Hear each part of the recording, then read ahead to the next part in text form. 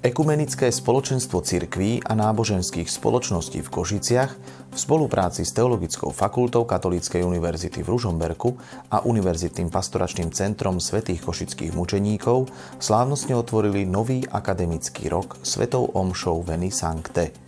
Tu slávili v pondelok v seminárnom kostole svätého Karola Boromejského v Košiciach.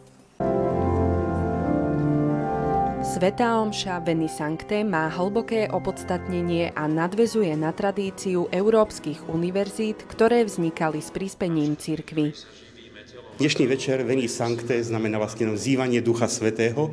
Ide o prosbu o dary Ducha Svätého pre nás, aby sme boli nielen tí, ktorí prijímajú informácie, ale ktorí aj počúvajú srdcom a potom ich aj uskutočňujú. To je celá myšlienka Veni Sancte, ktorú slavíme so všetkými vysokoškolákmi, ktorí prijali pozvanie dnes večer tu v rámci seminárneho kostola na svätú omšu.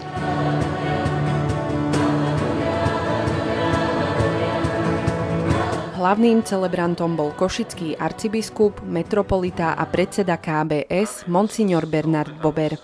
V závere svätej omše odovzdal menovací dekret z dikastéria pre kultúru a vzdelávanie súčasnému dekanovi Teologickej fakulty Radoslavovi Lojanovi, ktorý na pozícii dekana bude pokračovať aj v ďalšom funkčnom období.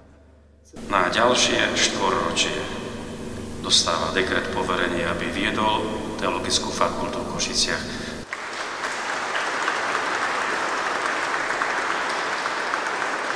So začiatkom akademického roka prichádzajú aj novinky pre študentov v Košiciach.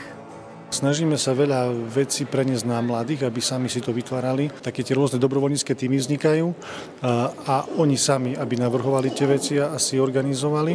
Po minulom roku, ktorý bol taký prvý po korone, sa tak naozaj tak rozbehlo a konečne tak nejak mnohí zažili. Tento rok je taký, verím, že taký konečne naplno.